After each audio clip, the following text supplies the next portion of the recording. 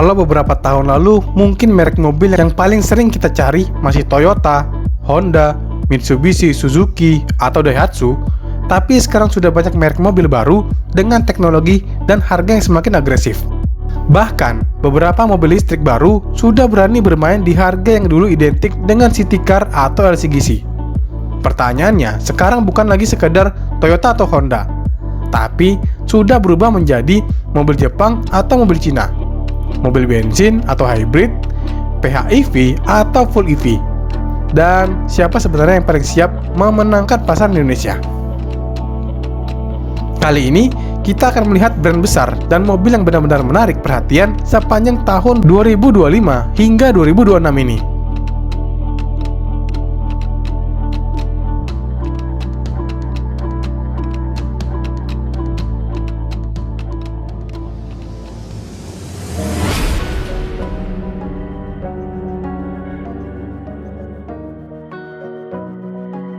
Pameran mobil seperti Gias 2026 bisa dibilang menjadi salah satu gambaran paling jelas tentang perubahan industri otomotif Indonesia.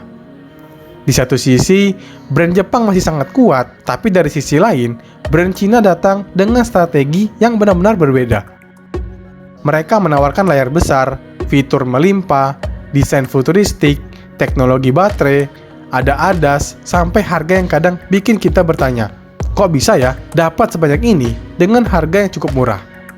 Belum lagi brand Korea, Amerika, Vietnam, sampai Eropa yang juga ikut berebut konsumen Indonesia. Jadi, daripada cuma melihat mobil mana yang paling mahal atau yang paling futuristik, kali ini kita akan melihat mobil-mobil mana yang benar-benar menarik untuk diperhatikan.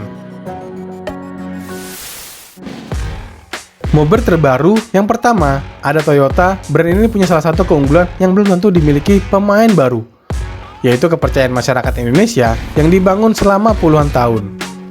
Dan di Gias 2026, salah satu produk Toyota yang paling menarik perhatian adalah Land Cruiser FG. Nama Land Cruiser sendiri sudah punya reputasi luar biasa. Begitu mendengar Land Cruiser, yang terbayang biasanya mobil besar, gagah, mahal, dan mampu dibawa di medan yang berat. Nah, Land Cruiser FG ini menawarkan interpretasi yang lebih kompak. Desainnya tetap membawa karakter SUV boxy yang tangguh, tetapi dengan ukuran yang lebih mudah diterima untuk penggunaan sehari-hari. Selain itu, Toyota juga semakin memperlihatkan strategi elektrifikasinya melalui produk hybrid dan EV. Yang menarik, Toyota terlihat tidak terburu-buru mengikuti perang EV murah. Tapi mereka masih bermain dengan strategi multi-pathway, bensin tetap ada, hybrid diperkuat, dan EV mulai diperkenalkan secara bertahap. Sementara kalau bicara mobil yang benar-benar kuat di pasar Indonesia, ada namanya Kijang Innova dan Innova Zenix masih sulit dilewatkan.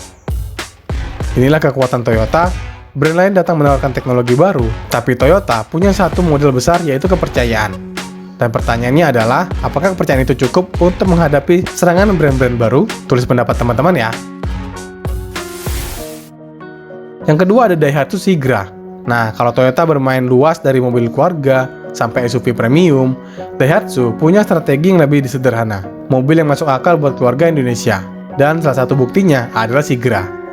Di Gias 2026, Daihatsu membawa New Sigra bersama beberapa model lain seperti Terrio Special Edition. Tapi ternyata Sigra tetap menjadi salah satu magnet utama. Selama Gias 2026, Sigra mencatat sekitar 122 SPK dan menjadi modal dengan kontribusi terbesar terhadap pemesanan Daihatsu selama pameran.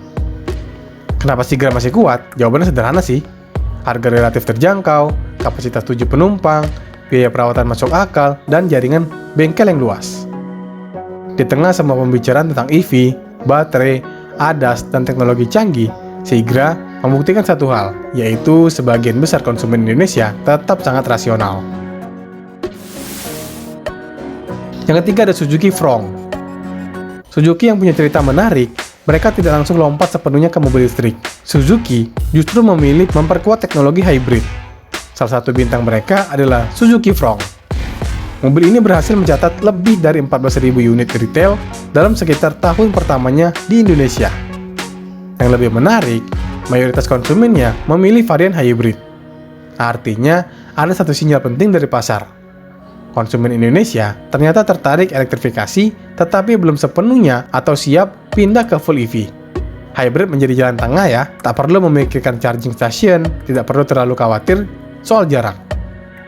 Yang keempat ada Mitsubishi X4 HEV. Kalau ada satu segmen yang sangat identik dengan Mitsubishi di Indonesia, tentu SUV. Dan kali ini perhatian tertuju pada X4 HEV. X4 sendiri sudah dirancang sebagai compact SUV untuk pasar Asia Tenggara. Namun hadirnya versi elektrifikasi membuat persaingan semakin menarik. Karena sekarang, X4 bukan cuma hanya melawan Honda HR-V atau Hyundai Creta, ia juga harus menghadapi SUV Cina yang menawarkan fitur sangat banyak dengan harga agresif. Mitsubishi punya model desain, reputasi, jaringan dealer, dan pengalaman panjang di Indonesia. Tetapi X4 HEV akan menjadi salah satu ujian penting, yaitu seberapa kuat nama besar Jepang menghadapi teknologi dan harga agresif dari Cina. Yang kelima ada Honda Super One. Honda membawa salah satu mobil yang paling menarik, yaitu Honda Super One.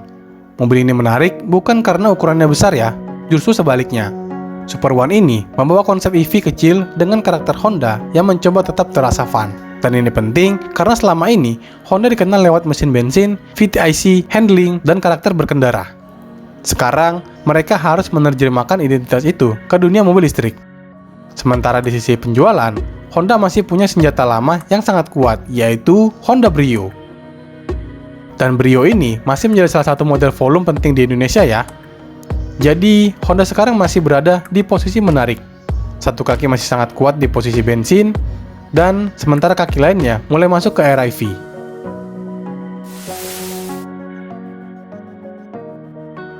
Nah, yang keenam ini ada Wuling era EV. Kalau ada brand yang ikut mengubah persepsi masyarakat Indonesia terhadap mobil di Cina, Wuling jelas salah satunya.